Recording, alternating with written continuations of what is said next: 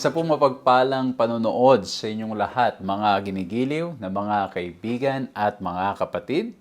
Kinagagala ko po na patuloy po kayong makasama sa ating ginagawang pag-aaral ng salita ng ating Panginoong Diyos. Patuloy po kayong sumusubaybay sa temang Uniting Heaven and Earth. We're looking at Christ in the book of Philippians and Colossians. And by God's grace, we have come to the last lesson o last topic ng ating pong temang ito, at sa biyaya ng ating Panginoong Diyos ay magsisimula tayo ng isang panibagong leksyon muli o isang panibagong tema sa susunod po na linggo. At ang pag-uusapan natin sa susunod na linggo ay may temang Growing in a Relationship with God. Another very practical study na I hope and pray tayo po ay makikinabang, tayo po ay mabibless at kapupulutan natin ng mga magagandang leksyon. At tunay nga, na tulad ng tema ay lalago tayo sa pagkakilala sa ating Panginoong Diyos. Kaya I hope and pray na lagi po namin kayong makakasama pa rin dito po sa mga pag-aaral na ito. At gusto ko lang rin balikan yung pinag-aralan natin nung nakaraan. Pinag-usapan natin yung living with each other. We made it very clear na it all begins with being complete in Christ and then living with Christ. And as we are complete in Christ and living with Christ, we will also grow how we live with each other. Because God will give us the wisdom how to do it. God will lead us kung paano po natin magagawa itong mga pakikisama sa ating kapwa, sa mga tao sa ating kapaligiran. And I hope na na-bless po kayo yung 3 points natin. We talk about relationship, we talk about rules, and we talk about responsibilities. At ngayon, ang pag-uusapan naman po natin ay may pamagat bilang pagtatapos nitong quarter nito, pagtatapos ng lesson na ito. Ang pag-uusapan naman natin ngayon ay may pinamagatang standing in all the will of God. Nawa po ay mabless kayo, makinabang po kayo sa ating gagawing pag-aaral na ito.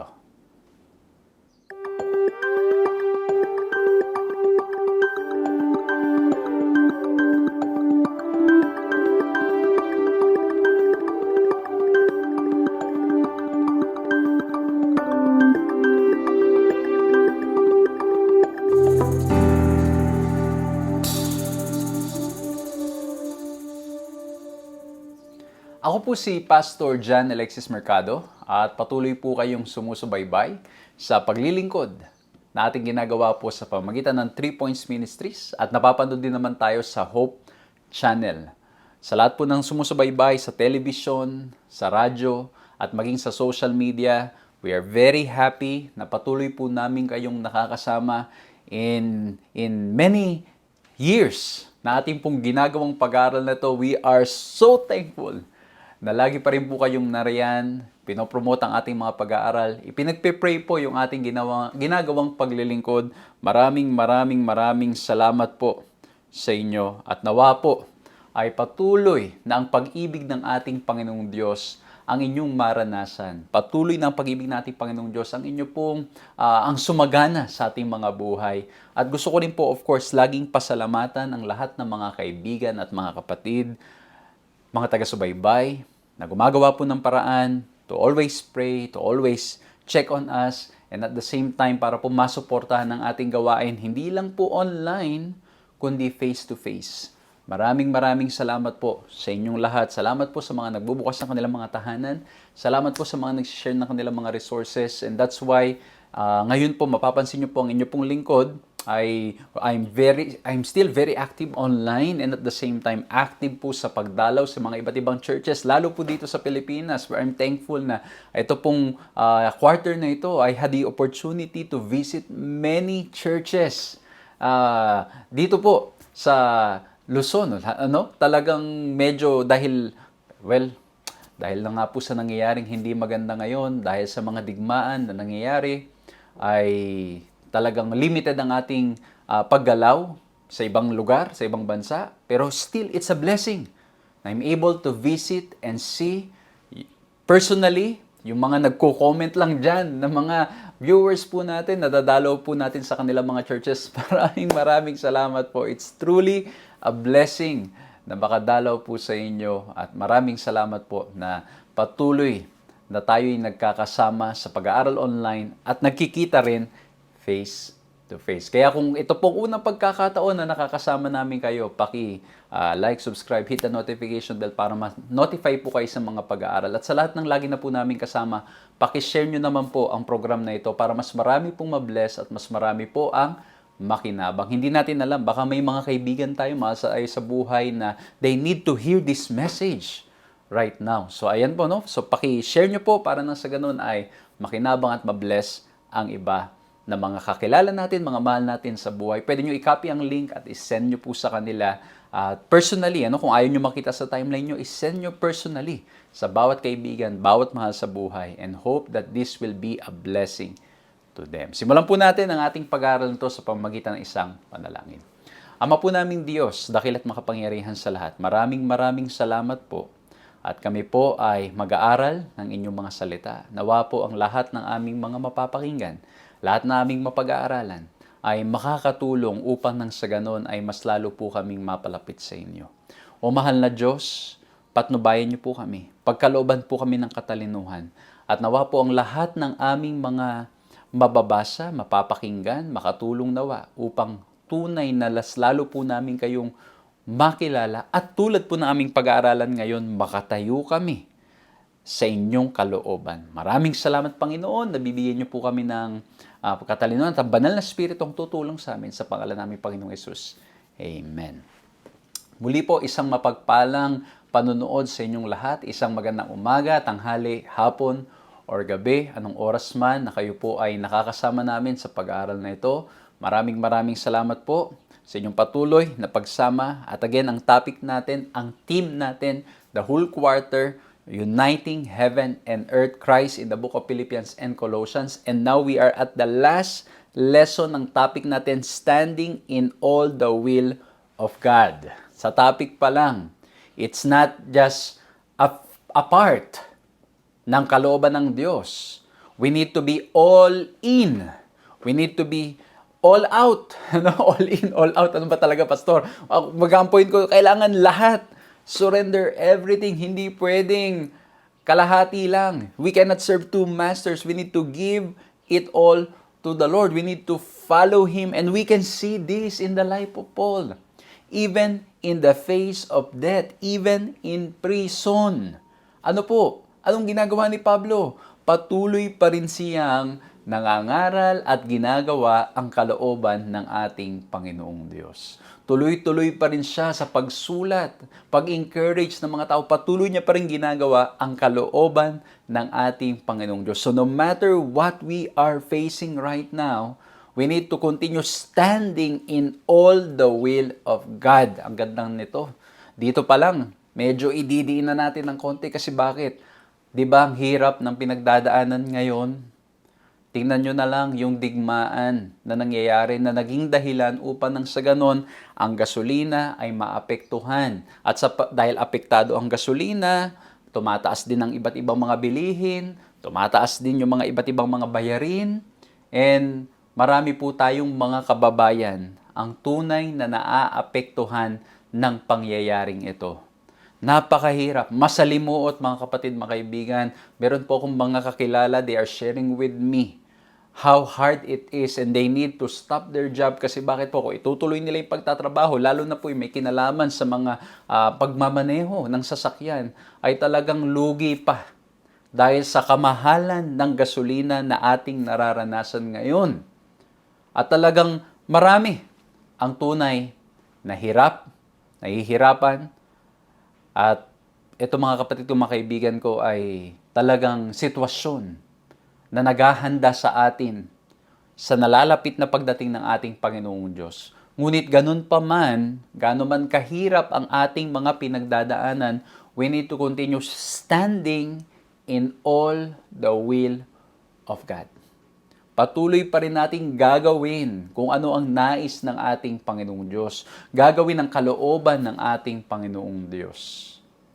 Kaya po, alam nyo, kailangan ang paglilingkod, ang misyon, ay tuloy-tuloy pa rin. Ano man ang ating pinagdadaanan, mahirap, sa ginhawa, sa kakulangan, sa kalabisan, sa ano man ang meron po tayo, tuloy-tuloy pa rin tayong maglilingkod sa ating Panginoong Diyos. Amen?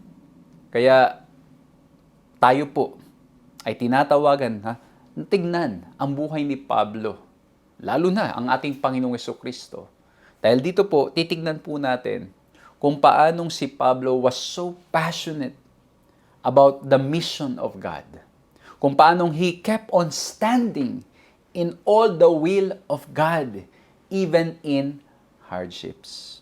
Kaya kung may mga sumusubaybay po ngayon na dumadaan sa hirap ng buhay, medyo mabigat ang sitwasyon, I hope and pray na kayo po ay makahanap o hindi makahanap kundi makita ang pag-asa sa ating Panginoong Jesucristo. Kasi ang key text natin, 1 Thessalonians 5:18, in everything give thanks, for this is the will of God in Christ Jesus for you.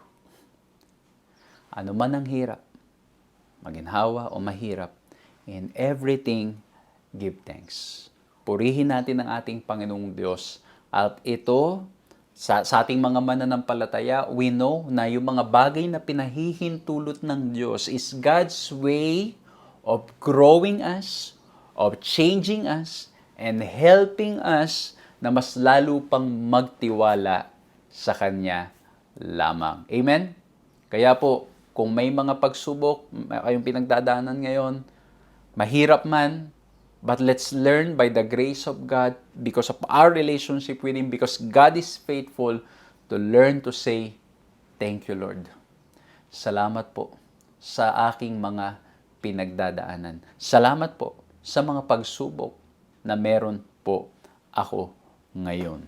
Alam nyo ba, pag titignan po natin ang buhay ni Pablo, especially itong Colossians, mapapansin po natin na si Paul, in his desire to really continue the mission even in hardships, ay meron po siyang mga ginawa para nang sa ganun ang gawain ay magpatuloy. At yun ang titignan natin ngayon. Kasi bakit po? This final portion of Colossians reveals Paul's wider network of co-workers. Acts shows him teaming up first with Barnabas and then Silas, and then gives an overview of his 3 missionary journeys. At alam nyo ba, na itong si Pablo, because he was standing in all the will of God, when he was still allowed to travel, when he was not in prison, his travels covered an estimated 13,400 miles. Kumbaga sa panahon ngayon, imagine mo, dahil may sasakyan, may mga kotse, may eroplano, you can reach these miles immediately. Pero sa panahon ni Pablo, the travel was not that easy. Most of the time, he needs to walk. O kung meron bang means of transportation, hindi yung katulad ngayon na mga komportable na makakarating ka sa isang lugar.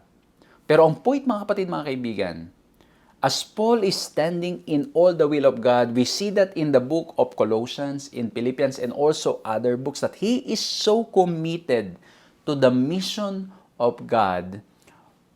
Meron po kong napulot na 3 points na mahalagang ingredients as we continue the mission of God. At ito yung magandang mga realization na dapat po nating tignan. Kasi si Pablo, tandaan nyo, siya po ay nakakulong. At dahil siya ay nakakulong, medyo limitado yung kanyang mga kilos, yung mga kanyang nagagawa. He was mostly writing letters, at itong letters na to, ipinapadala niya, upang nang sa ganun ay mabasa at ma-encourage yung iba. At hindi mangyayari yon kung hindi natin makikita itong mga ingredients na mahalaga nating mapulot as we continue to stand in all the will of God. And so, let me share with you 3 points na po maging madaling paraan para maalala, maunawaan, at ma-share natin sa mga mahal natin, sa ating mga kaibigan, sa mga kapamilya, o kaya naman sa mga katrabaho. And I hope and pray that we will all continue to stand in all the will of God.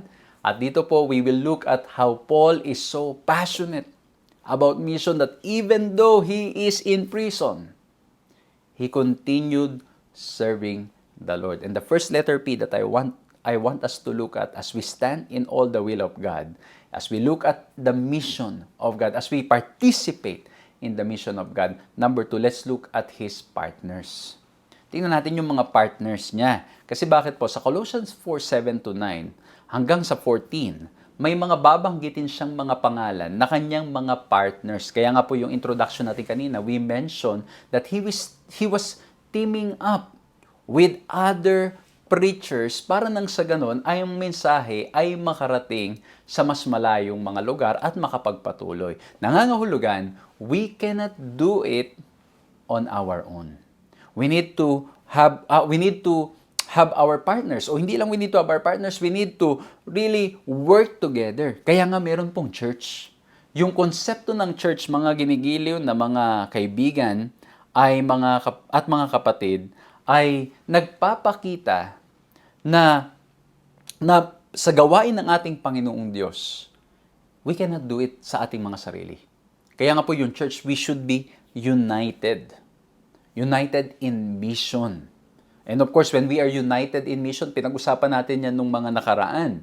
May mga mahalagang ingredients when you're united in mission. You need to be grounded in the Bible and focus on the mission.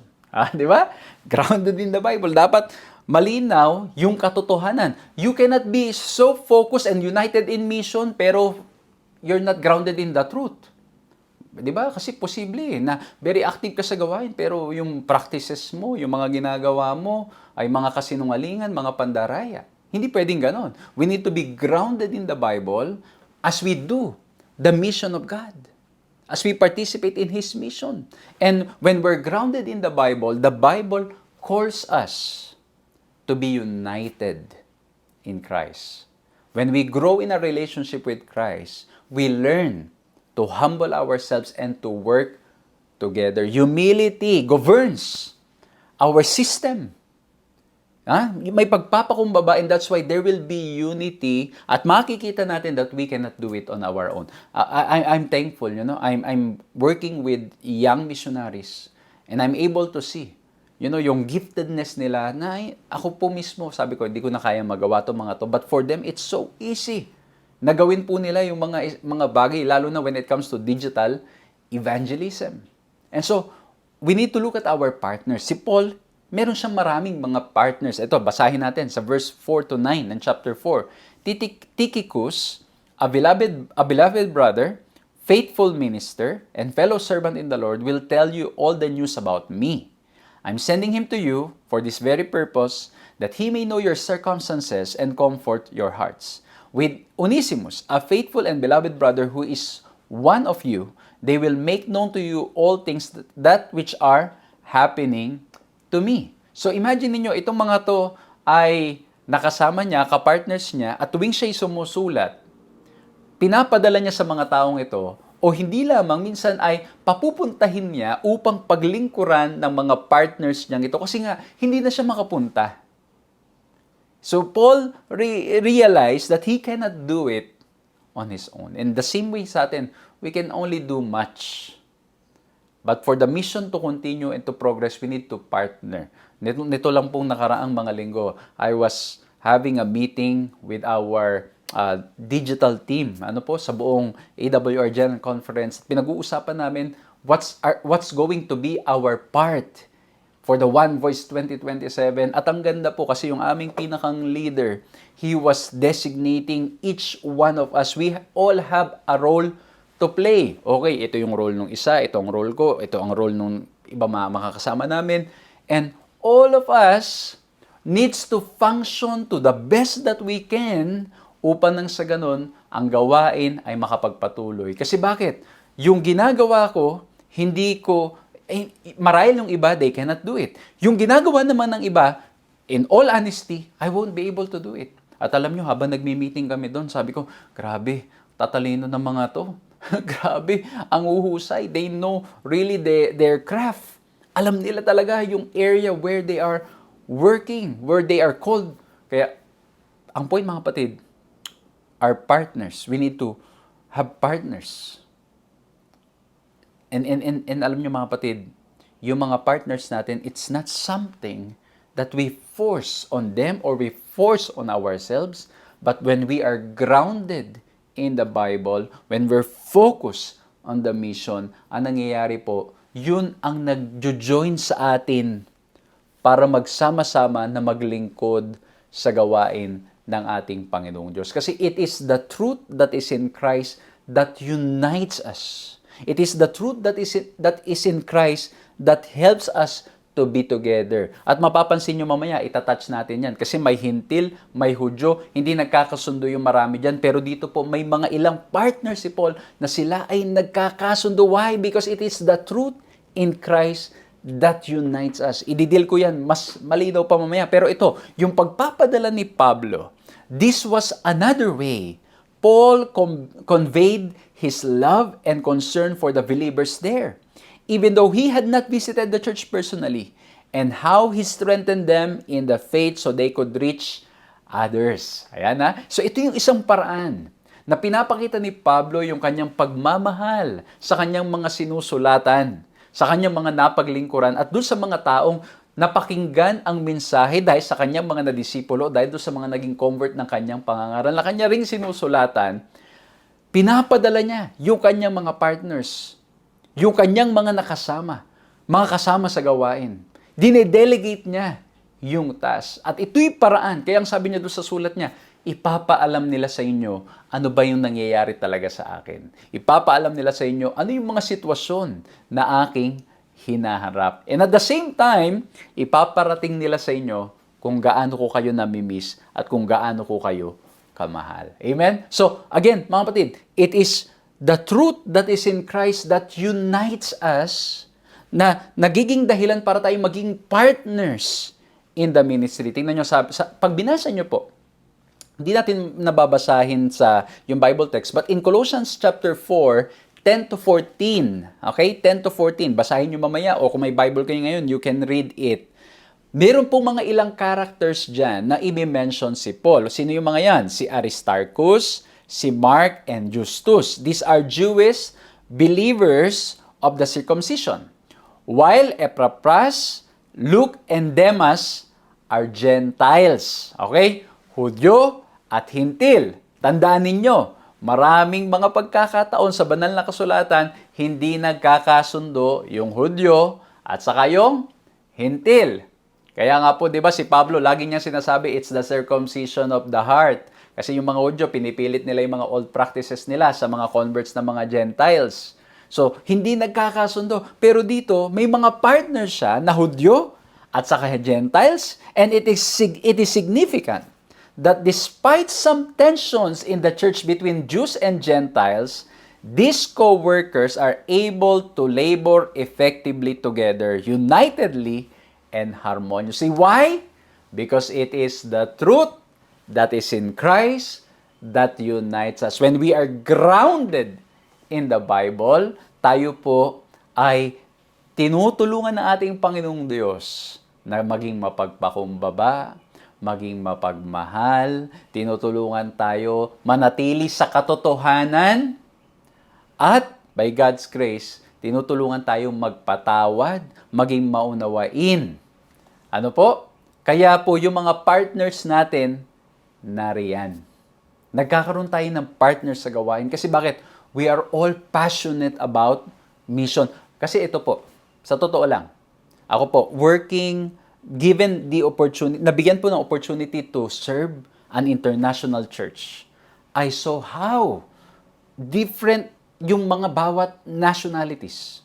They have different ways of thinking, different ways of how they do things. And sometimes, mga kapatid, sa board meeting, hindi ko malimutan, iba-iba. Kahit nga lang sa local church, kahit nga kapwa mo Pilipino, kahit kapwa mo yung kalahi mo, madalas ano po nangyayari? Di ba, may iba't ibang paraan how we do things, how we want to accomplish, or how the Lord impress our minds to do things. Siyempre, iba-iba rin yung giftedness, iba-iba yung personality. At minsan na nangyayari, nahihirapan maging united. Nahihirapan maging partners kasi bakit?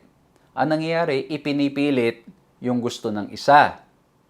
But when we are united, or when we are grounded in the Bible, we learn to be humble. We learn to look at the points of others. Kaya mga kapatid, again, ulitin ko po, yung pagiging partners sa gawain ng ating Panginoon Diyos as we stand in all the will of God, hindi ito yung ipipilit mo.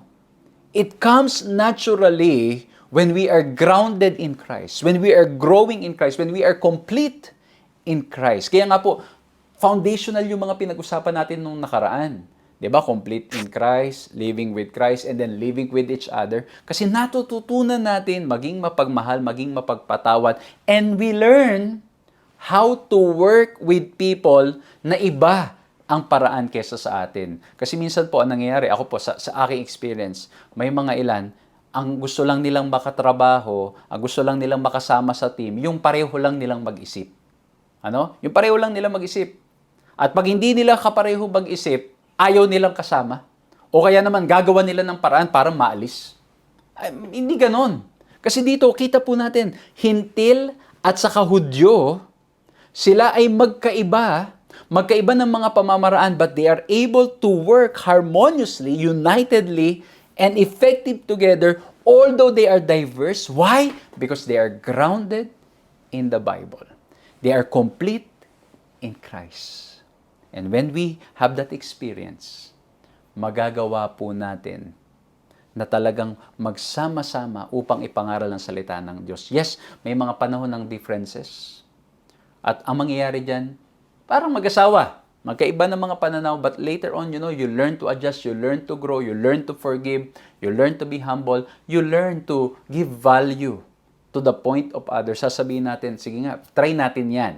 Okay, tingnan natin yan, perspective na yan. Lalo na kung may mga clearly stipulated na mga policies and all na, ay talagang dapat, talagang you work together and see how you can be obedient. And at the same time, paano nating mapagpapatuloy ang gawain ng ating Panginoong Diyos. So again, we look at partners. At ang ganda po nito kasi si Pablo, every time he mentions itong mga name ng kanya mga partners, talagang may mga may mga description siya of who they are.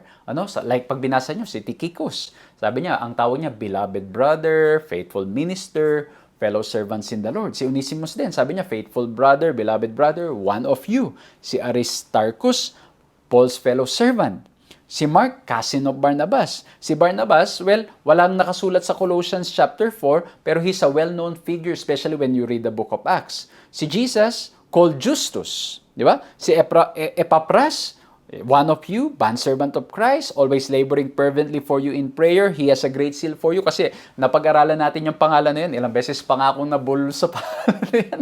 Epaphras, di ba? Siya yung instrument na ginamit ng ating Panginoong Diyos para makarating ang mensahe sa mga lugar na hindi narating ni Paul. Kasi posibleng si Epaphras ay convert sa ilang mga pangangaral ni Pablo sa ibang lugar. Si Luke, beloved physician. Si Demas ay walang representation. And later on, we will discuss more about him. But the point is, si Paul met these partners. At merong mga pagkakataon in their mission, in their ministry together, I believe, mga kapatid, especially with the personality of Paul, there were moments na marahil nagkaroon sila ng mga disagreements, nagkaroon ng konting tampuhan, nagkaroon ng konting samaan ng loob. But because they were grounded in the Bible, they were grounded in the truth, they learned to work together, to be humble. Kaya ulitin ko po mga kapatid, yung mga partners, darating sa buhay natin, lalo na when you and I, when we are grounded sa ating Panginoon Jesucristo, the Lord will allow us to meet people na merong same passion for Christ, passion for the truth. Kasi mga kapatid, ako po masasabi ko, posible na maging very active tayo sa mission. Active tayong gumagawa ng mga paglilingkod at marami pang iba, pero we're not grounded in the truth.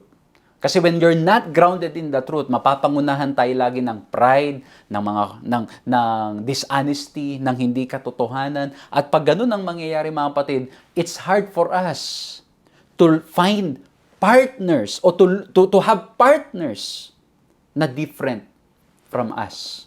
Katulad ng Hudyo o Gentile. Ang gusto lang nating maging partner, yung pareho lang nating mag-isip. Kasi bakit?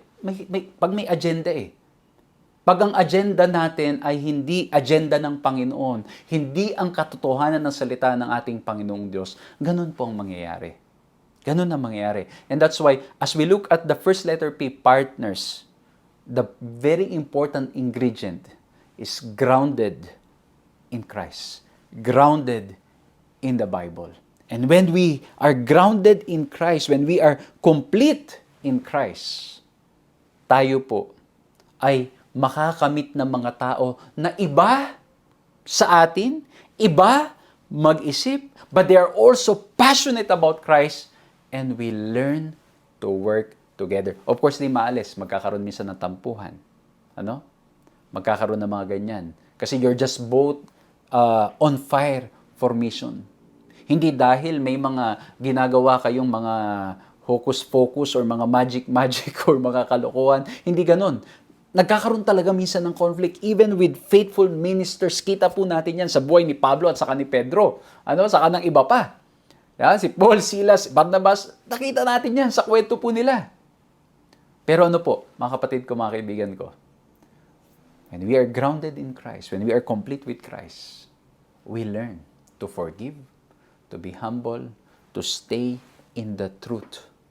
To stay in the truth that is in Christ. And when this happens, tulad po na nangyari dito, ang mga partner ni Paul is both Gentile and Jews. Gentiles and Jews working together. Nag-work sila together para po nang sa ganon ang gawain ay makapagpatuloy. Amen? So number 1, partners. Number 2, let's look at the purpose. Okay? In mission, the purpose needs to be clear. Okay? Sabi sa verse 12, Epapras, who is one of you, a bondservant of Christ, greets you, always laboring fervently for you in prayers, that you may stand perfect and complete in all the will of God. In all the will of God. Yan ang laging ipinagpe-pray ni Epapras sa kanila. Why? Because Christian leaders must focus on one clear goal, helping church members grow in faith and align fully with God's will. That's the purpose.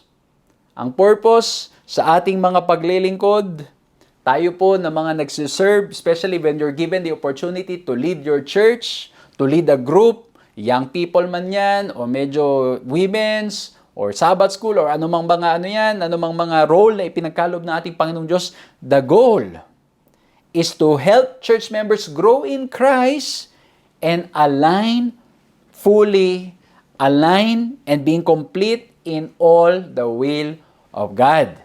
Ang goal, mga kapatid, mga kaibigan, ang purpose ay tulungan natin ang isa't isa na talagang maging sentro ng buhay natin ng ating Panginoong Jesucristo. And of course, pag ang nagiging sentro ng buhay natin ng ating Panginoong Jesucristo, anong nagiging impact nun sa buhay natin?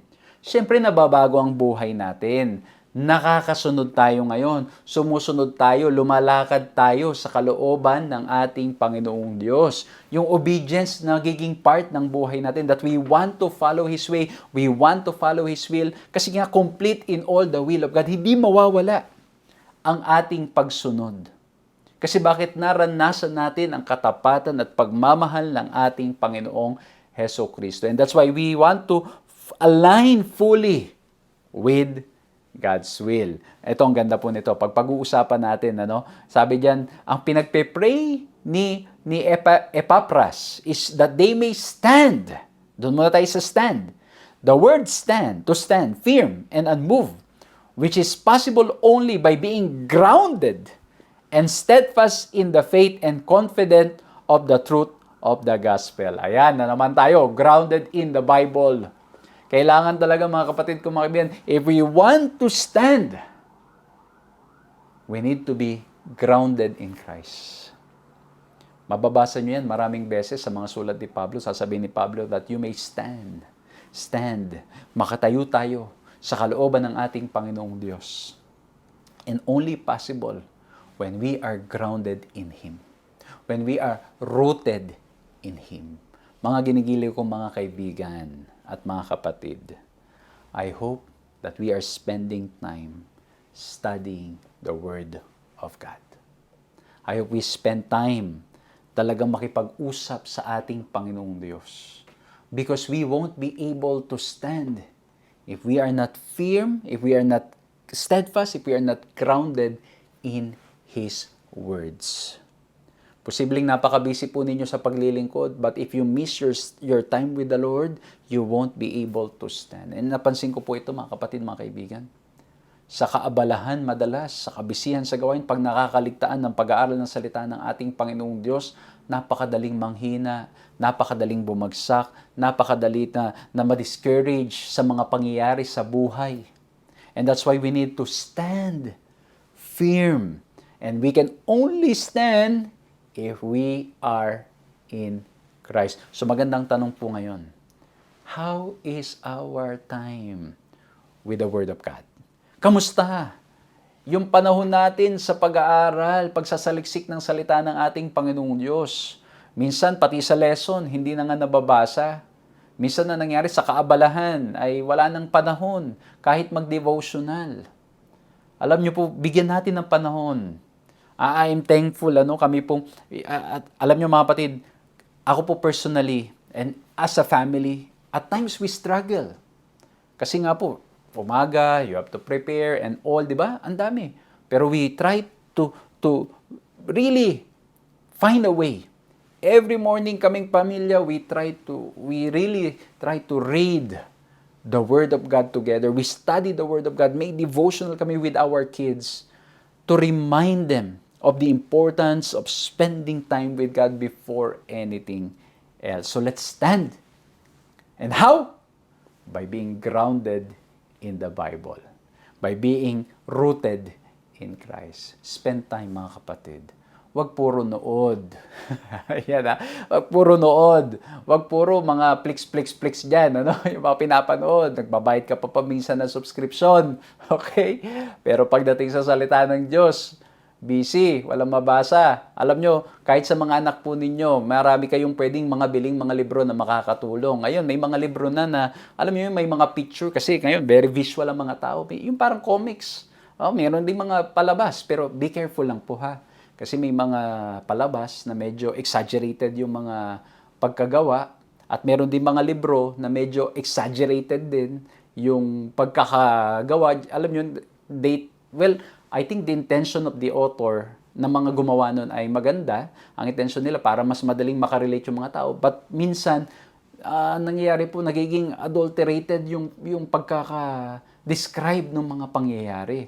Minsan naman, may mga side stories na hindi naman nababasa sa Bible nandoon. So, you still need to go back to the Bible to make sure na yung inyong mababasa o yung inyong pinag-aaralan is really what the Bible says. Now, ang sabi pa doon, that you may stand perfect. Ano yung perfect?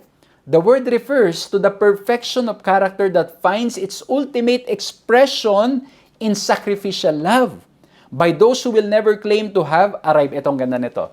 Itong term na sinabi dito sa ating lesson. Yes, perfection of character na sa Matthew 5:44-48, it's being perfect in love. That we learn to love just as Christ. And ang gandang pag-usapan po nito because when we talk about perfection, in Christ, we are relatively perfect. Anong ibig ko sabihin?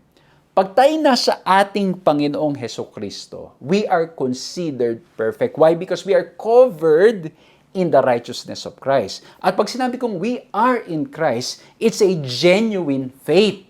Ano yung genuine faith? Yung genuine faith, mga kapatid, sa pagdidescribe ni Santiago sa aklat ng James, is a faith that works. Ibig sabihin, nananampalataya ka sa ating Panginoon Kristo at sa ating buhay nagre-reflect, nakikita na tayo nagbabago, nag-grow at kumikilos ng sang-ayon sa kalooban ng ating Panginoong Diyos. And so when you have that genuine faith, you are perfect in Christ. Perfecto in Christ. Pero when you try to look at yourself, you allow the Bible to reveal who you are, to describe yung iyong buhay, to describe who you are, you see your sinfulness. Kaya tingnan niyo ang sabi ni Pablo sa Philippians 3:12. Gustong-gusto ko to. Not as though I had already attained. Either were already perfect, but I follow after, if that I may apprehend that for which also I am apprehended of Christ. Sabi niya, hindi sa aking narating na o ako'y perpekto na. Pero ako'y nagpapatuloy kasi bakit, mga kapatid? You and I, when we have genuine faith, we are perfect in Christ because of Christ's life. We are covered by His righteousness. We are declared just, o yung tinatawag po natin justified. And at the same time, tayo ay considered na perfect in Him. But when we look, when we allow the Lord to reveal makikita po natin that we are sinners. We are sinful. Na tayo nagkakasala. Kaya nga si Pablo, talagang he had genuine faith in Christ. Pero there was a time that he said in the book of Timothy that I am the chief of all sinners. Kasi bakit? The more na lumalapit tayo sa ating Panginoon Kristo, the more nakita po natin that we are unworthy.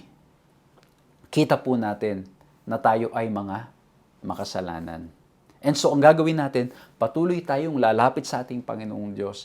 Kasi kahit na hindi tayo deserving, siya po ay tunay na nagmamahal sa bawat isa sa atin. Kaya nga po sa Bible nakalagay doon kaya sa 1 John, di ba, 2:1, we have an advocate.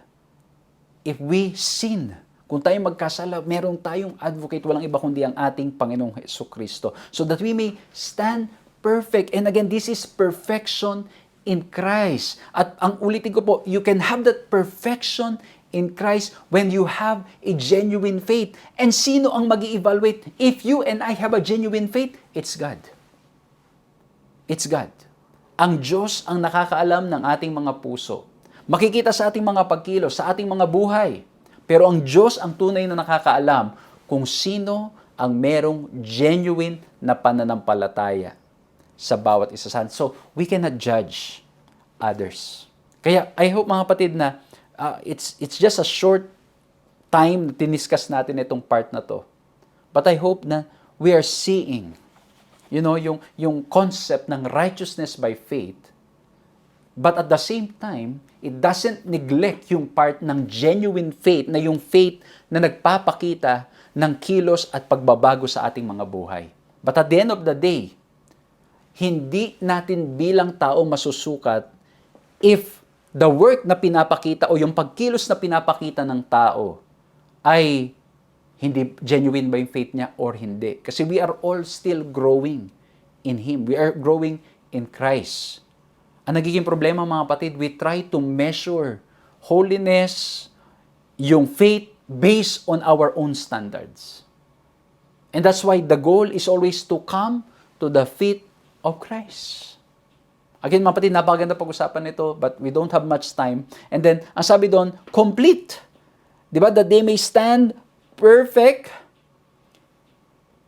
and complete in all the will of God. The word complete, this powerful word means to satisfy fully or bring something to full measure or fully convince.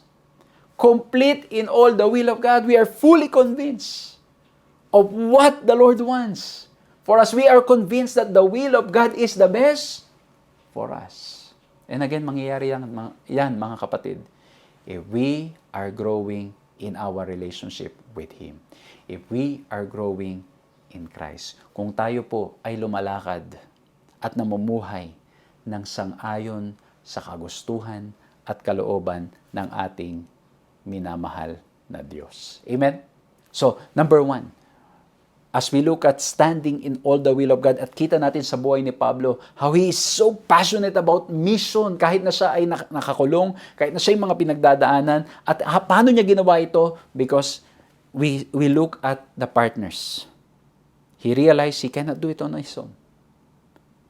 Nakita niya yung mga tao na very in love sa ating Panginoong Diyos. And they're also passionate and so nag-team up sila so they can continue spreading the message of salvation sa maraming mga lugar. And then there was a clear purpose.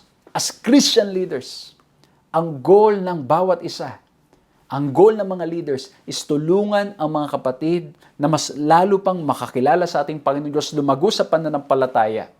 And then number 3, ito po, as we continue in the mission of God, let's be mindful of purity. Or in other words, let's not compromise. Kasi bakit? Sa Colossians 4:14-15, basahin po natin. Luke, the beloved physician, and Demas greet you. Greet the brethren who are in Laodicea, and Nymphas and the church that is in his house. So, minention yung word na Laodicea. At kung pag-aaralan natin sa Aklat ng Acts and sa Book of Revelation, may background itong church ng Laodicea. Ano po yon? Ang background ng Laodicea, they are lukewarm. Hindi sila mainit, hindi sila malamig. Kasi bakit po? Ang setting o ang setup po, sila po ay very, paano ba natin sasabihin? Sila ay well provided. At somehow, yung pagiging well-provided, again, wala pong masama sa well-provided. Pero ang nangyari po sa kanila, because they are in the city, let's say in the city, and they have all that they need, ang nangyari po, yung mga Kristiyano ay merong tendency to compromise their faith. Kaya ang description sa Revelation 3:17, "For you say, I am rich, I have prospered, and I need nothing. Not realizing that you are wretched, pitiable, poor, blind, and naked." So imagine yung sabi niya, I am rich, I have prospered, I need nothing. So yung mindset, mga kapatid, na kaya sina Lucas at Demas ay maglilingkod doon sa Laodicea, ang nangyari po mga kapatid ko, mga kaibigan ko, yung Laodicea ay medyo somehow worldly in a sense sa panahon nila. At makaka-relate kayo sa panahon natin ngayon kasi grabe sa panahon natin ngayon, di ba po? How the worldliness, materialism is creeping in sa ating mga churches, sa ating mga pananampalataya. Again, lagi ko po sinasabi, walang masama na magkaroon naman tayo ng kayamanan, maging prosperous, magkaroon ng mga gamit na mga magaganda.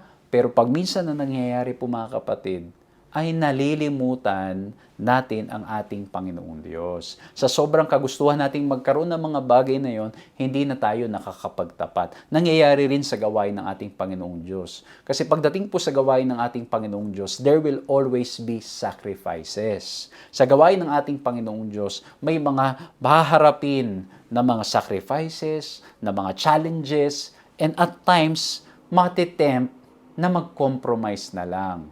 Matitempt na para bang ang mangyari, iwan na lang yung gawain at gawin na lang itong mga bagay na ito. Again, mga kapatid, that can happen to us. At hindi lang yan nangyayari pag sinabi nating gawain, it's not limited to pastors. Okay? Ito ay sa lahat ng miyembro ng iglesia. Kasi bakit po? Pag tayo naglilingkod, it is a call to sacrifice. Ang nangyayari po, kapag tayo ay naapektuhan ng kamunduhan, instead na magamit yung ating mga oras, panahon, sa paglilingkod na gagamit sa ibang mga bagay. Kaya tingnan nyo, sabi sa Colossians 4:16-17, how Paul was emphasizing the need to minister to Laodicea. Now, when this epistle is read among you, see that it is read also in the church of the Laodiceans, and that you likewise read the epistle from Laodicea, and say to Archippus, take heed to the ministry which you have received in the Lord, that you may fulfill it. Ayan ang sabi si Archippus sabihin nyo to Archippus, yung gawain na iyong in-embrace at tinanggap mula sa ating Panginoong Diyos, siguraduhin mo na iyong gagampanan, na iyong tatapusin. Kasi bakit?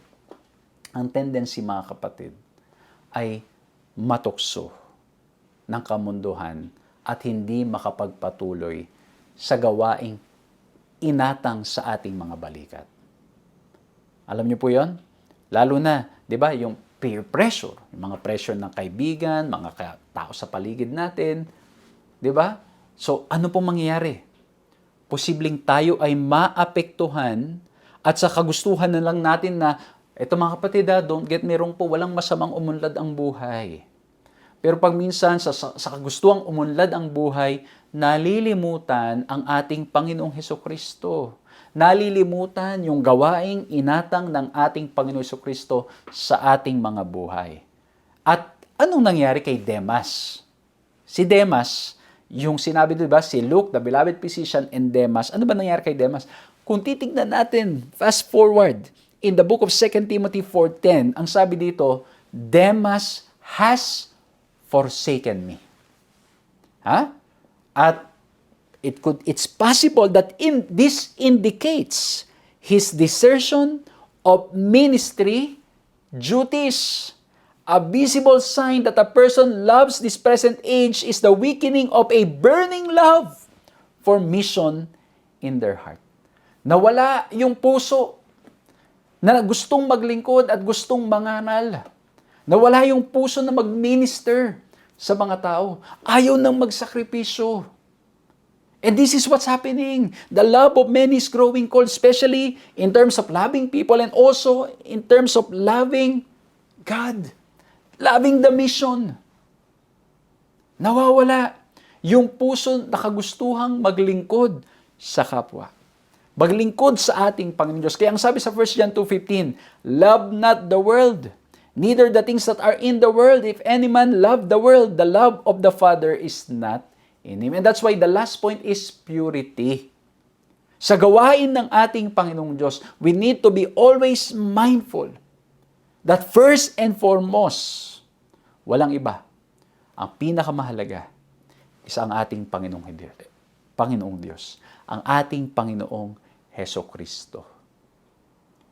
Huwag tayong mag-compromise. We need to continue to be pure in our relationship with Christ. And again, it can only happen if we are grounded in Christ, if we are rooted in Christ, if we are grounded in the Bible. If we spend time with Him. Kasi bakit po? Ang sanlibutan ito, ang mundong ito, gagawin ng lahat ng paraan para tayo'y madala sa kamunduhan at mawala yung ating passion and zeal for God's work. Tingnan nyo, sa social media na lang. Ang daming mga bagay dyan na mapapanood, makikita ninyo. And sometimes you lose your passion. You lose your desire to listen to godly songs, to listen to heavenly messages.